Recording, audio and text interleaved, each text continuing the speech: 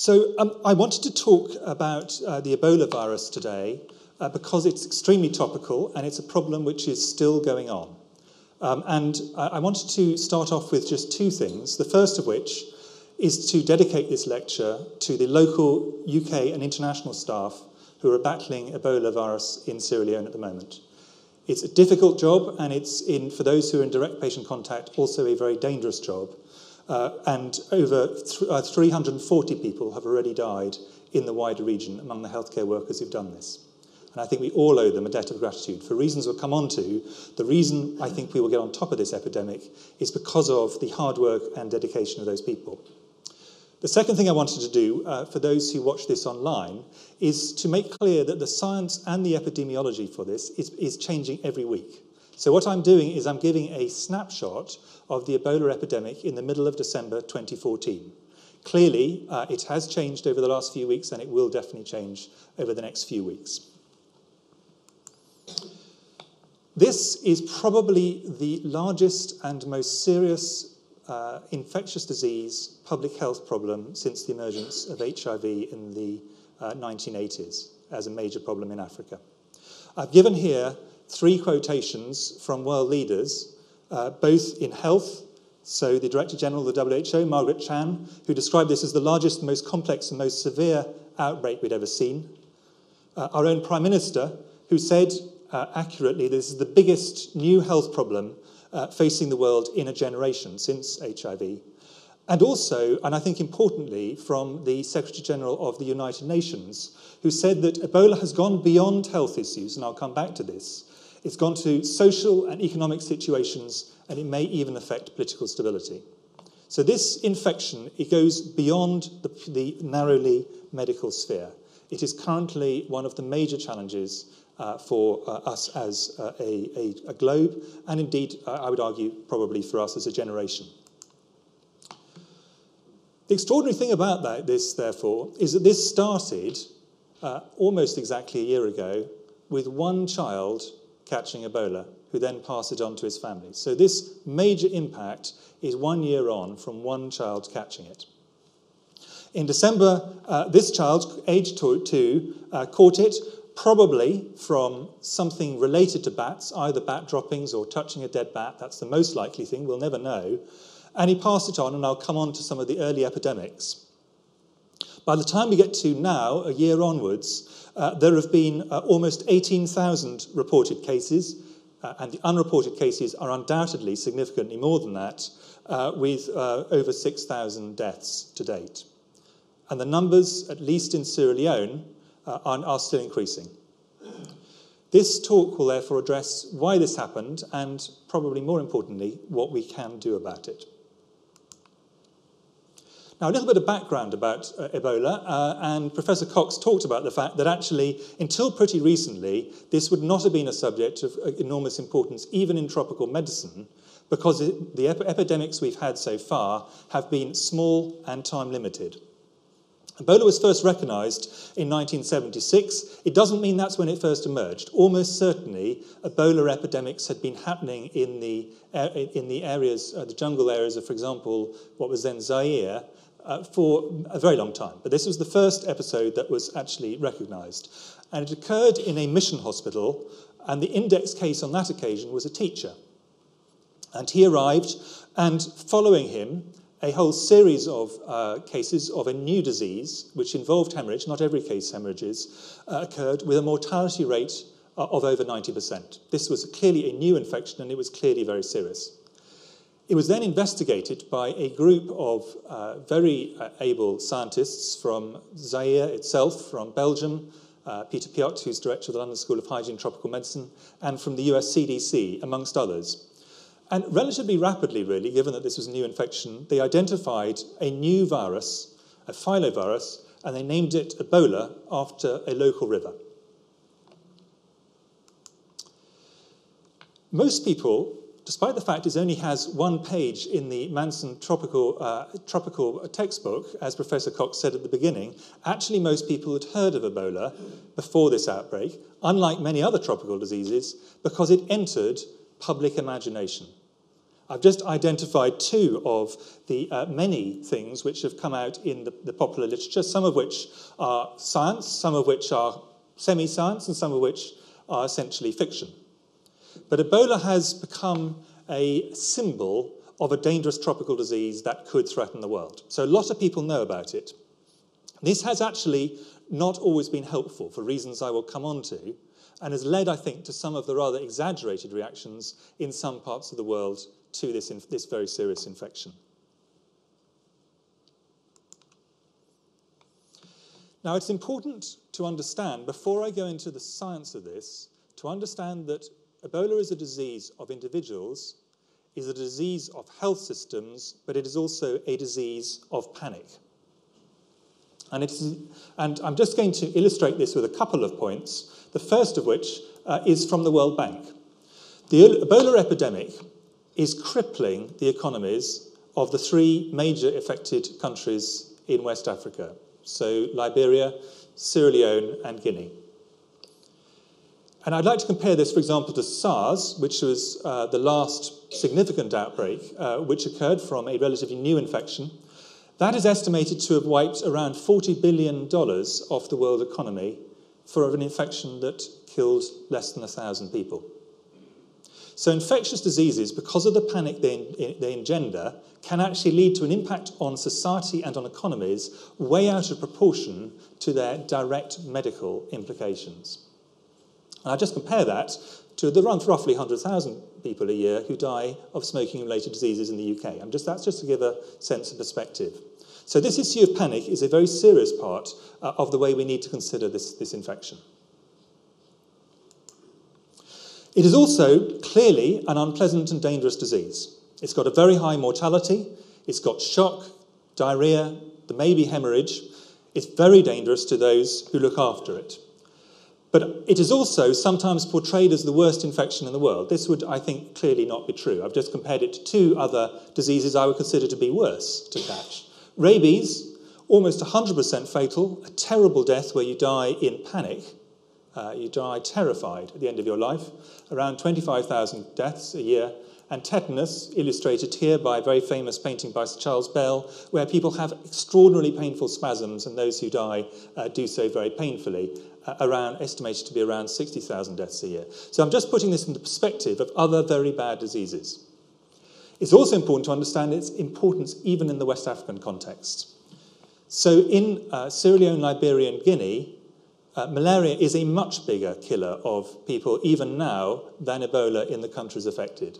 A much bigger killer.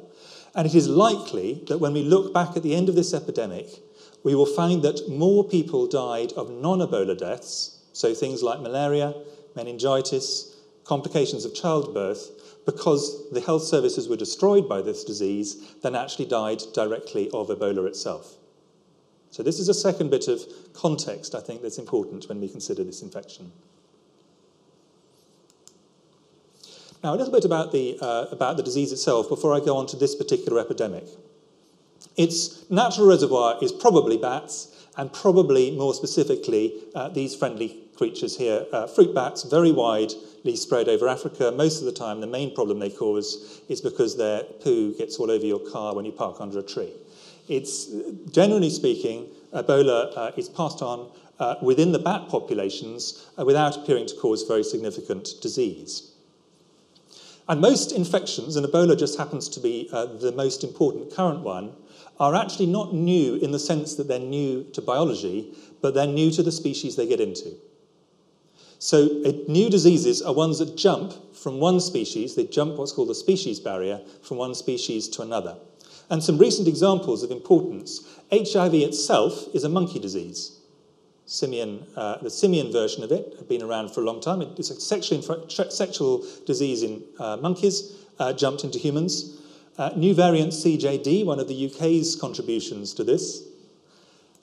SARS, which is also a zoonotic disease that jumped into humans. And the coronavirus that's currently a small epidemic occurring, for example, in Saudi Arabia at the moment, also a zoonotic disease, probably from either bats, camels, or both.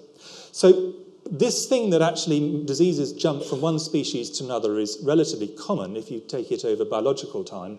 And generally speaking, when a disease jumps a species barrier, because it's not designed in evolutionary terms for the new species it takes on, it is more dangerous. It tends to kill more of the host, but also less transmissible than its normal host. There are exceptions to that, but in broad terms, that is what you expect to see, and that is indeed what we probably are seeing with Ebola. Ebola is not only a disease of bats and then getting into humans. It can also get into a number of other animals, and of particular importance, it gets into a number of non-human primates, so monkey species, in whom it has a disease very similar to the human disease. And that's quite important for reasons I'll come on to later on in terms of our understanding of the disease. But doesn't appear to be particularly dangerous to its host, at least compared to other animals. So that's the natural history of it. This is the range of the fruit bat family. And importantly, this is the range of the fruit bat family in Africa. And what we've got on this map is up to the current outbreak, all the various outbreaks that have occurred in different places, where the darker the colour, the more outbreaks that have occurred. And as you can see, the majority of the outbreaks have occurred in the central West African belt, in particular DRC and Sudan, and parts of Uganda for Ebola. But in principle, there is no reason why it shouldn't be able to spread if fruit bats genuinely are the reservoir, and I think that seems highly likely, anywhere where the fruit bat range occurs. Until this epidemic, Ebola outbreaks, at least ones have been identified, had not occurred in the 3 countries that we've got it at the moment. And one of the first signs, I think, that we didn't probably pick up quickly enough that something odd was happening was the fact that it was in a country which previously we'd not seen this outbreak, or at least not clinically. There was some serological evidence of previous outbreaks. Now, so far, we've identified 5 different species of Ebola. 4 of which are dangerous to humans, 1 of which does not appear to be. But the probability is actually there are some other ones.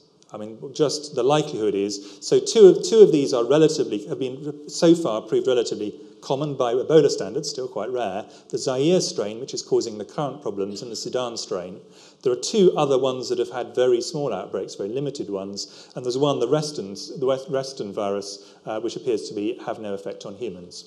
They can go through either a cycle in bats going to animals, which then infect humans, or an internal human cycle. And what we have in the outbreak at the moment is not that bats are infecting humans repeatedly, but it got into one human, got into their family, and has spread from that family through the human population. This is currently a purely human outbreak. Now, something which I think is important to understand for all infections is that there are 2 unrelated things with every infection that you have to consider. One is the virulence, and that is the likelihood that this disease is going to do you serious harm or kill you. And the other is the transmissibility, the ability of an infection, once one person's got it, to be passed on to another. And I'm going to illustrate this with 3 different flu varieties, flu being the biggest infectious threat to the world, both historically and in the future. So you can see how this goes. Starting off with the Spanish influenza outbreak, the H1N1 Spanish influenza outbreak of 1918 to 1920. This was a virulent and transmissible virus. And it infected around 500 million people and killed somewhere between 50 to 100 million people. 100 million people. Some estimates suggesting it managed to kill, in that outbreak, 3 to 5% of the global population. It actually killed more people than the world wars. Then we go on to the Mexican pig flu outbreak, also an H1N1, one of 3 years back, which all of you will clearly remember. That started off, that was highly transmissible. It infected a very large number of people, but it actually was not very virulent. So although it ended up killing up to 200,000 people overall, that was because it had spread so widely. Actually, per person, this was not particularly dangerous. In fact, it was slightly less dangerous than ordinary seasonal influenza. And at the other end of the extreme to that is an influenza, avian influenza H5N1, which so far has got a very high mortality. It is very virulent. If you catch it, you are more than 50% likely to die. But you actually have great difficulty in actually catching it in the first place. You pretty well have to do mouth-to-beat resuscitation on a dying bird actually to catch this virus. So you've got these situations, just taking flu as an example, where you can have very virulent, non-transmissible, very virulent and transmissible, or very virulent and very transmissible and not virulent. Ebola is towards this part of the quadrant. It is a bit more transmissible than avian influenza. It is highly virulent. But it's certainly not, at least at the moment, in these very high transmissible states. Clearly, low transmission, low virulence infections are of no importance. So Ebola is very virulent to humans. It's also, in reality, very difficult to catch unless you are a healthcare worker. Of those who caught it that we know about so far, the mortality rate in the current epidemic looks as if it's around 70%. Previous epidemics have suggested higher mortalities, but that may just be that the numbers were relatively small. But certainly 70% at the moment seems about right. But importantly, you can only catch it by direct contact, either with infected people who've got symptoms, so before they get symptoms, they're not a risk, or with their bodily fluids, so rather like HIV, but additionally diarrhea and vomit. So if I had Ebola at the moment, then everybody, even in the front row, unless I vomited over them, would have zero risk. This is not a dangerous virus in terms of ordinary social interactions if you don't physically touch someone or touch their bodily fluids. And I think that's a very important point for people to understand, and I think it's one of the reasons why, the fact people haven't understood that is one of the reasons that I think there's a lot of the public concern around it, but it's also very important in the way that we think about how we can get on top of this epidemic. Now, a little bit of just the mathematics of transmission, because I'm going to come back to this, because this is the central thing for understanding what we need to do to get on top of this epidemic in terms of public health. The mathematics of transmission are very simple, and they're based on the concept of R, or R0. Essentially, if R0 is 1, what that means is, on average, one person gives a disease to one person, and the disease is stable. So 10 people this generation of the disease, 10 people next generation is just stable in the population. It's neither going up nor going down. If R0 is less than 1, let's say it's 0.8, then 10 people give it to 8 people, and so on, and that disease is gradually dying out. And if R0 is more than 1, let us say it's 2, to help my maths, then in the first generation you might have 10 people, in the second generation you have 20 people, in the third generation you have 40 people, and so it goes up exponentially. The situation with this outbreak initially was the R0 for this was probably, varying in different places, probably somewhere around about 1.6 in most of the areas we looked at. So it's going up 1.6 times every generation. And in reality, that meant for Sierra Leone and Liberia, early on, and I'll come on to the maths of this, that roughly every 30 days, this disease was doubling. Now, there are 3 possible major routes of transmission once it's got into the human population. So once it's moved from the bats, or the non-human reservoir, monkeys in some cases, into the human population. The first, and the one that was discovered most quickly in the outbreak in 1976, is in hospital or from healthcare workers. And that's because as people get the disease, when they initially no symptoms, almost no infectiousness, as they get steadily sicker, they get steadily more infectious, and the time they come into contact with hospitals, doctors and nurses is when they're very sick and they are also very infectious. So a lot of the transmission in the first epidemics occurred in hospitals or from healthcare workers. The second transmission is from burials or the time around death. And this is quite different from many other infections. So, for example, in influenza, most people who've died of influenza are not infectious or minimally infectious after death. That is not true for Ebola. Dead people who've died of Ebola are highly infectious. And if you come on to, and I'll come on to some of the issues around this, if you belong to a society where, as part of the important death burial rituals, touching or washing the body occurs, then this is an extremely dangerous method for passing on the infection. And the third area is in the community between the time someone first gets symptoms and the time when they first are isolated. So they're walking around the community with symptoms, being touched by other people, and they can pass things on. And all three of these are important in the current epidemic that we're facing at the moment. Now, this is how the outbreak actually started. These are the first few cases, and this is from the New England, a study that was published in the New England Journal of Medicine. This was the index case. Passed it on to his family, and then, and this is very classic for Ebola, passed it on to a nurse, to a village midwife, and then it began to spread locally in the population. Now, I'll highlight in a minute all the medical staff who actually were involved in this transmission chain. And what you can see is medical staff are a very key part of this. But I'd also like you to look at the timelines. Really quite a small outbreak between December and March. So up till March of this year, we were dealing with really quite a limited outbreak that was looking pretty similar in the way it was behaving to many other outbreaks of Ebola we previously have seen. And what I've done here is I've just highlighted the points where medical staff were the route of transmission. If we had, for example, an Ebola vaccine that could be given to all medical staff in Africa, this outbreak probably would never have occurred. It would have had the initial cases, and it would have stopped at that point. So protecting healthcare workers is important for many reasons, moral reasons, every possible reason, but it's also important for actually making sure that epidemics don't get out. There was then a serious gap in the global response to this Ebola epidemic. And I don't think anybody, not the WHO, not our chief medical officer, everybody agrees that there was a period between March when we had a small outbreak that was behaving slightly abnormally, and around August, July, August, when this epidemic could probably have been got on top of relatively straightforwardly using conventional means. So there was a delay, and if you're interested in questions and answers, we come on to why that actually occurred.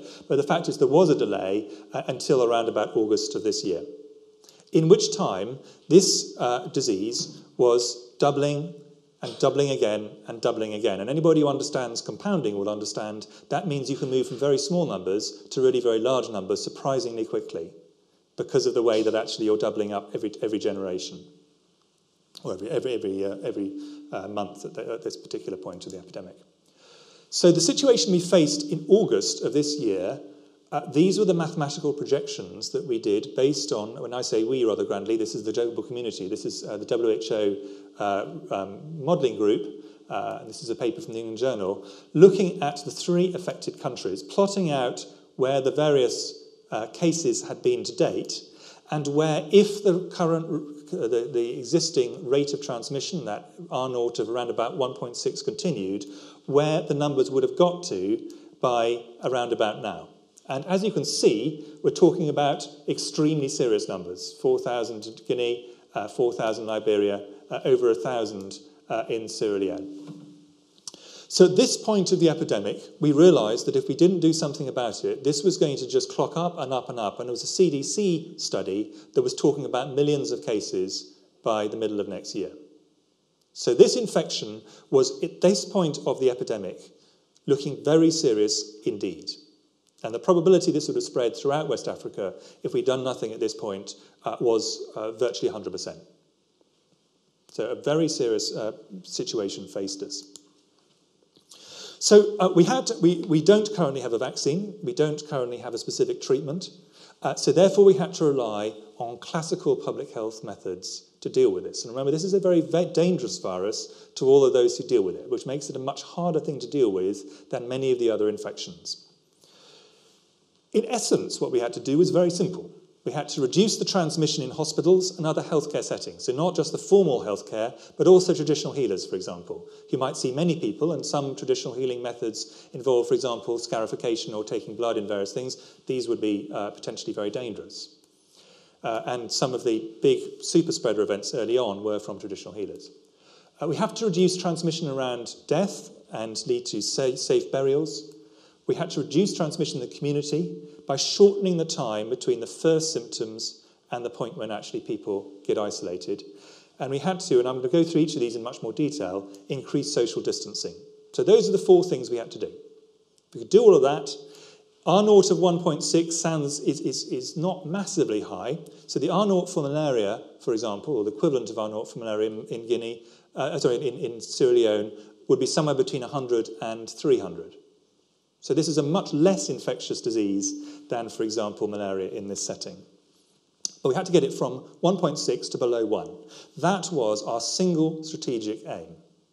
All other things were secondary. There are many other things we need to do, rebuild health services, improve diagnostic services, and so on. But until we got to the point where the R0 got below 1, till we get to that point, because we have not probably reached it, at least in Sierra Leone, until we get to that point, then all other things have to be secondary, because this will just keep on doubling over some periods of time. So let's go through these various interventions one by one. The first is reducing transmission in hospitals. And here, this is in one sense the easiest because we know what to do. The world leaders in this, Médecins Sans Frontières, MSF, who've done a fantastic job and are one of the real heroes for this outbreak, called it as a serious outbreak much earlier than others, including the WHO, did. We know what to do. A lot of it's to do with good hospital design, making sure that you keep uninfected and infected people apart, unless they're properly kitted up. And then you need to have people in proper protective kit following really rigorous routines where they understand what to do and where it's done absolutely by the book. No one varies it. You just follow the routine. It's very easy to get wrong. Putting this kind of kit on is not that difficult. Working in it, this is waterproof in a very hot climate, is a lot more difficult. This is incredibly, steamy situation. People can get dehydrated, start making mistakes because of that. And taking it off, in particular, is extremely difficult without contaminating yourself. You have to follow really rigid routines. And this is not because it's in Africa, although being in Africa makes it a lot harder because of the climate. As we know from the outbreaks that occurred from healthcare workers in the US and Spain, this can also happen in developed settings. So getting this right is hard, but it is doable. There are routines, and the healthcare workers were, in August, our rough calculations, CDC's and the UK government's, were that on average, at that point, roughly 8 to 10% of healthcare workers per person per year were catching Ebola, and over 70% of them were dying. When you think about those rates, very, very serious risks and very brave people who chose to take them on. But those rates have come right down. They're never going to be taken to zero, but they've come right down because of really good routines. So we know what to do once someone gets into hospital. The second thing we can do is reduce transmission in funerals. And I think as this epidemic has gone by, we have realised quite how major a part of the transmission funerals and the period just before death are. And I think the difficult thing here is not the medical side. The medical side of actually getting a body of someone who got Ebola safely buried is actually relatively straightforward. The difficult thing is doing it in a way which is acceptable to the family, to the community, to the religion, to the people around them. Anybody who's had a funeral of one of their loved ones, of a prominent person in their society, will know it is a very important part of ritual in every society, very important. You have to be able to do this in a way which is safe but also socially acceptable. So you need to actually do a lot of anthropology, you need to talk to religious leaders, and you need to find, if you can, rituals that people can use instead of the ones that they traditionally have used, physically directly washing the body, for example. You might be able to do a ritual washing or a washing of the shroud or something of this sort, but you need to be able to adapt to the local situations. This is the difficult bit of all of this. And I think two things we have also realised during this epidemic. The first of which is not just burials, but the period just before death that's important. In many societies, the deathbed scene where the people come around to someone who's dying and actually touch them, it's the last thing you do. Any of you who've had a dying relative will know that's what you want to do. This whole period around death, which is the point where people are at their most infectious, is very important. And then we have to remember in particular what loosely are called high charisma individuals. What we mean by that is very prominent members of society, very senior politicians, heads of secret societies. These people have huge burials, which large numbers of people come to. These can be super spreader events.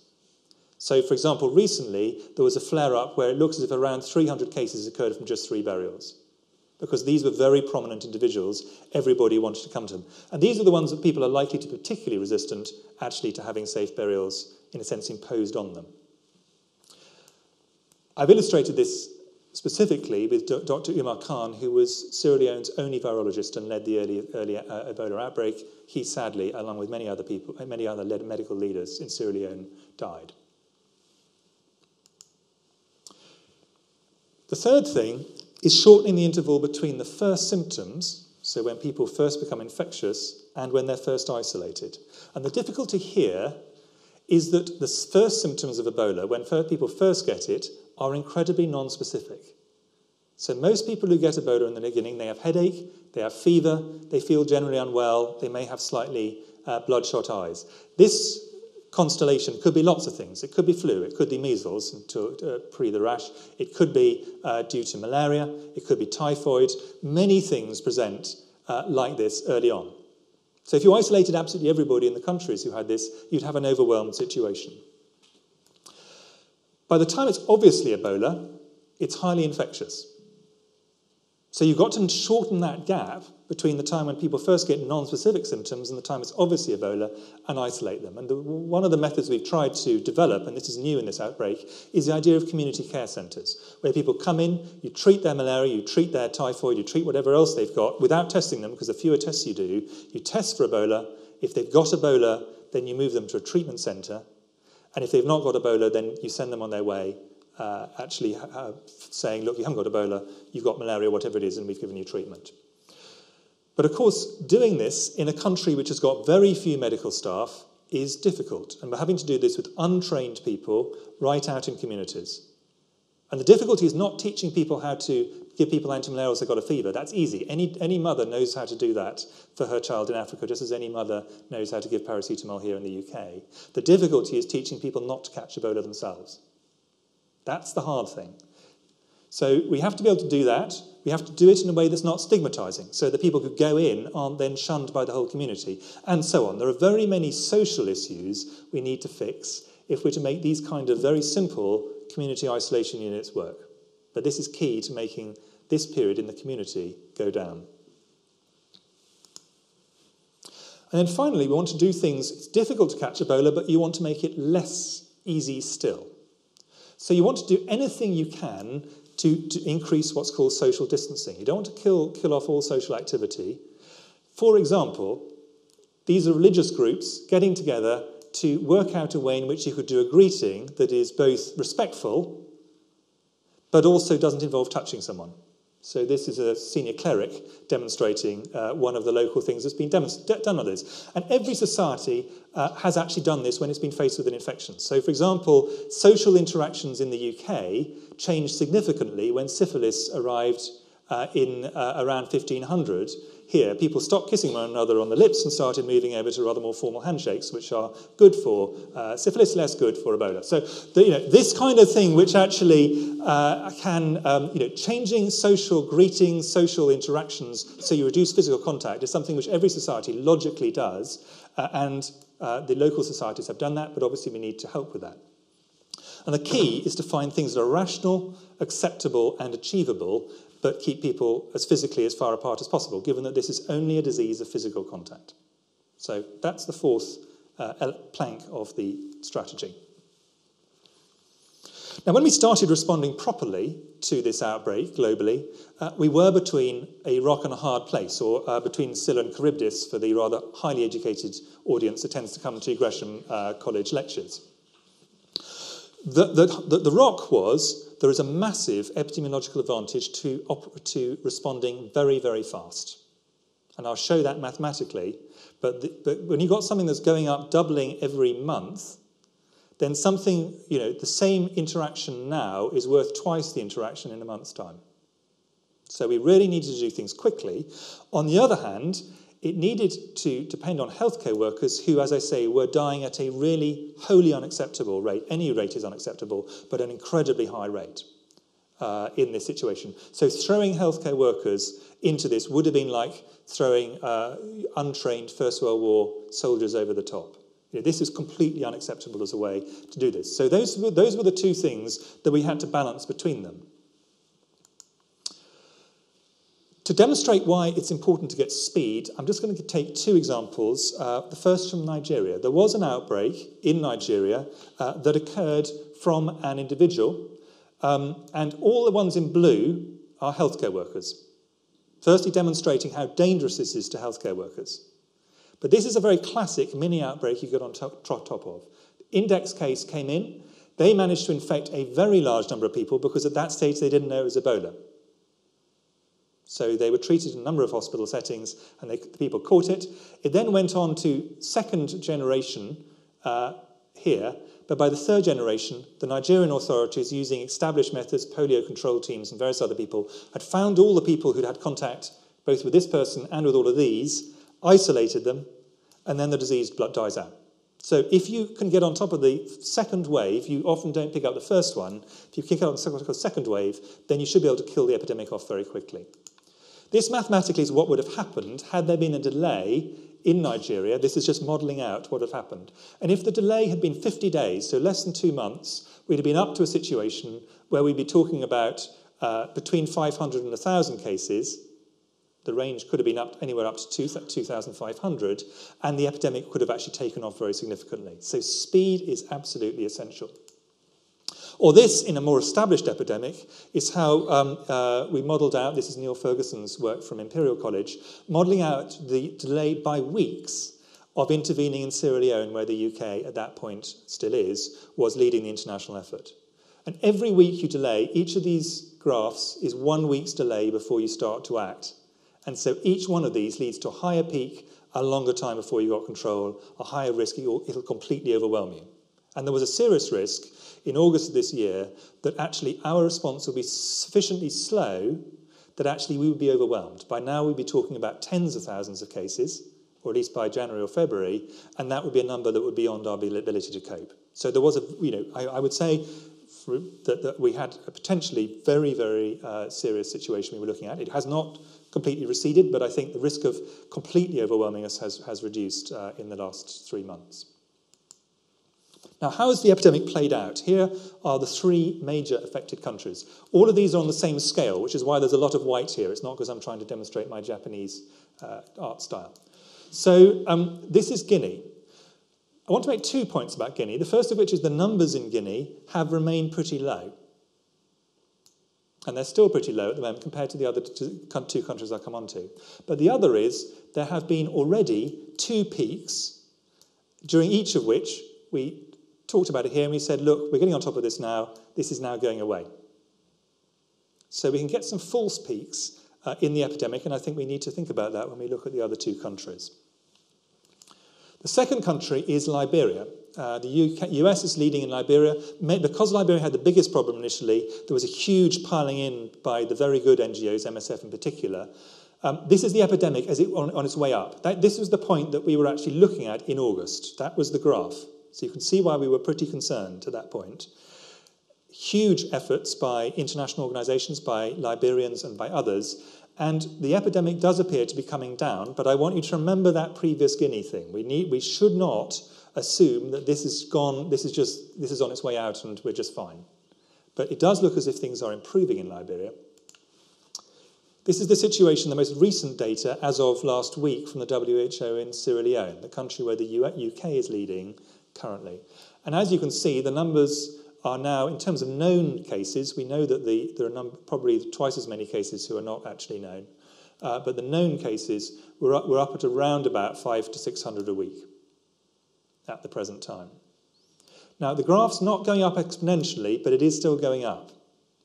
Clearly, we hope and expect that over the next couple of months, this graph will level out and start to decrease in the way that the one in Liberia has. But I think we should be clear that at this point of the epidemic, the graph is still going up. Where the Ebola outbreak has, of course, moved around a bit. This was the situation at the end of August, and at that point, the main epicenter was here, very similar to where the first cases had occurred in that first family. Going on to now, this is the most recent data on the WHO site. It's moved from here, where there were a lot of cases. That's really gone down because of very good control efforts locally and social distancing. People have responded. But it's now very heavily concentrated in Sierra Leone, around Freetown, in quite near, but not necessarily all in, Monrovia, the capital of Liberia. So the epidemic has moved, and it's begun to concentrate in the urban areas. And this is not that surprising, actually. For getting social distancing right is easier in rural areas than it is in urban areas. What are the chances of this epidemic spreading? Well, first of all, what are the chances of it spreading in Africa? At this point in time, I think that there remains a significant chance there will be further outbreaks of Ebola in other countries in West Africa. It's already had outbreaks in Nigeria, Mali, and Senegal, but all of them have been contained by the local authorities with assistance from the WHO. And the standard thing which has happened with these, and also with the epidemic that occurred in America, is that you have an imported case. People may not recognise it's Ebola initially. Then you have some secondary cases from that imported case. But then by that stage, people have recognised it, and the isolation, the active isolation starts. And by the third generation, it comes right down, and then it stops. That's what's happened in all the previous outbreaks. Our worry, of course, is it might get into the relatively ungoverned spaces. There are bits of West Africa where, if you read the news, you'll be aware of the fact that the government is not fully in control and where the health services are extraordinarily weak. And if it got into one of these areas, then we could have further epidemics of quite significant impact, and they could be very difficult to control. Imagine if it got into an area, for example, where Boko Haram have a lot of activity. That would be a very serious global issue. How about the UK? You'll all have seen a lot of headlines on this. Our Chief Medical Officer has said very scientifically, and I think this is probably as good a scientific answer as you can get, we will probably have a handful of cases. That's likely. We have a Sierra Leonean diaspora, we have healthcare workers who are going to Sierra Leone, we have people who are involved in commerce with Sierra Leone, palm, oil, mining, a variety of other very important economic activities. So we probably will see a few cases. Some of them will know they're Ebola on the way in, but some of them we may not. There is the potential for secondary cases, so the first case leading to some secondary cases, including to healthcare workers, who are the people who are most likely to come into contact with them when they're very sick, as happened in Nigeria. Once they're identified, they will go into the Royal Free Centre. This is the setup. Once they're inside that setup, that's incredibly safe for those working around them. Not 100%, you can still make mistakes, but nevertheless, it's, once we actually got identified cases, the risk of transmission is very low. There could be a small third wave, incredibly unlikely, but given the efficiency of Public Health England and the equivalent in the devolved authorities, fourth generation. So we are all confident of our ability not to stop all Ebola coming in, that we can't stop, but to stop Ebola getting into a propagated epidemic. We are completely confident that that can be achieved in the UK. So effectively, our view is the chance of a significant propagated epidemic is zero. A few final points before I just leave a bit of time for questions. I'm frequently asked, could this mutate to become more infectious? It's not very infectious now. Could it become more infectious in due course? And the answer, of course, is that if we left it long enough, that is the most likely evolutionary outcome. Infections often attenuate. They become less severe as time goes by, but they also tend to become more transmissible because that's what natural selection would make them do. That is just natural selection as Darwin laid out, and it happens in multiple infections. For example, HIV, if you read the newspapers in the last couple of weeks, looks as if it's becoming a bit more, less virulent at the moment, may possibly be becoming more infectious, difficult to tell. Very unlikely to be fast, however, and it's exceptionally unlikely, and this is an important point, to change its mode of transmission. HIV is a sexual infection in monkeys, it's a sexual infection in humans. By and large, infections can become more transmissible, but they relatively rarely, if ever, change their mode of transmission. So we do not anticipate that Ebola is likely to become an airborne infection. It certainly is not an airborne infection at the moment. How about Ebola vaccines? Currently, and I'm talking about the state of knowledge, every week that goes by we're getting more information. There are 3 in early or near early clinical trials. These are the safety and immunogenicity trials. 2 of them are relatively similar to biologically. They're in tympanoviruses, a non-propagating virus in humans, but it's a way of getting the material into humans. One of them is a slightly different live virus construct, MVA. 2 of these would require, probably, for good protection, a prime, a first vaccination, and a boost, weeks to possibly months later. That's fine if you're talking about, obviously, protecting people for the long run. That may be more difficult in an emergency situation, and we're still working that through. One of them may only require just 1 shot, but also it's likely to have greater side effects. So you're having to trade off side effects against speed of action, possibly. That's where we are at the moment. This may change. There's a serious attempt globally to try and fast-track these much faster than almost any vaccines, if any vaccines, have been developed before. WHO, our own government, put a lot of time into this to try and improve this.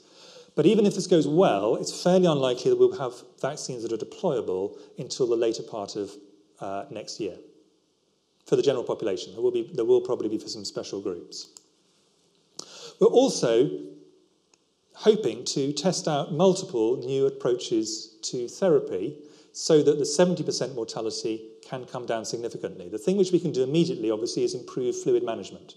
That's something which we've actually, clearly we could do better on. These are some people who've recovered from Ebola, including Will Pooley, the very brave nurse from the UK, and the possibility of them donating blood or plasma that have antibodies in it and could help people is there, and we're testing. That's something which people want to try out. Artificial antibodies grown in GM tobacco, ZMapp, which got a lot of coverage early on, is another possibility. Various antiviral drugs theoretically look as if they might work in Ebola. So all of these need testing, because what we all know from medicine is many things that look as if they should work don't when you test them properly. So these all need testing properly. And there are many other ideas, some of which are wholly mad, and some of which look as if they're mad, but are probably very sensible. So there's a lot of different approaches to this. The WHO has a prioritised list, and we're trying to work through that. And of course, we're trying to improve safer and more rapid tests. So what are the scenarios for the next 6 months? Well, I think that there are essentially 3 broadly. The first is that it spirals out of control. We think, whereas in the beginning of August, that was a reasonable thing for us to worry about, I think now the chances of that are very low, not 0. The second is that in the next few months, we get a complete interruption of transmission in all 3 countries. There are no other outbreaks. That is possible, but we think it is relatively unlikely in that time frame. The most likely is we'll have an intermediate outcome. We'll control Ebola in most places, most of those areas on the map, but there will be some hotspots and mini outbreaks will occur in a variety of places, including potentially in places that aren't currently infected. And then we have to grind out a victory over many months in small incremental steps. That is the most likely outcome, I think most people who look at this consider. We can't eradicate Ebola because there's an animal reservoir. It's one of the key criteria for eradicating disease is there must be no animal reservoir. There is one, therefore we can't. But we can eliminate this outbreak, and indeed we must do so because of the enormous impact it's having on the countries, the health services, and the individuals who catch it. Before I finish, I should just pay tribute to the multiple groups from the UK who have volunteered or have worked together to get on top of this epidemic, primarily in Sierra Leone, but also in other countries as well. Many NGOs, academic groups, the NHS, many volunteers, Wellcome Trust, MRC and others, and many individual doctors, nurses and public servants, both military and civil service, who volunteered to go out there and do this on behalf of all of us. They will be working 7 days a week, all the way through the Christmas period to get on top of this for the world. And I think we owe them a great debt of gratitude. The governments, departments that are involved in the UK have also worked together incredibly seriously on this, and I think the UK has taken a really major lead on this. And I think it's something we should take pride in, whilst accepting that the job is very far from done. So, in summary, Ebola remains a clear and present danger. I would argue pretty clearly that between March last year and July this year, most people would agree the world reacted too slowly to this epidemic. But there's now an impressive global outbreak, It looks as if the worst is over in Liberia, but in Sierra Leone we've still convincingly to see a peak, although I'm confident the one will come. Eliminating this outbreak will take time. It's fallen off the news headlines, but I do not think we will probably have seen the end of this in the first half of next year. We may do towards the second half if we're lucky. We can guarantee that outbreaks of Ebola will happen again because there's an animal reservoir. We can guarantee that. But if we do this right, we are currently experiencing the worst Ebola outbreak in history, both past and future. Thank you very much.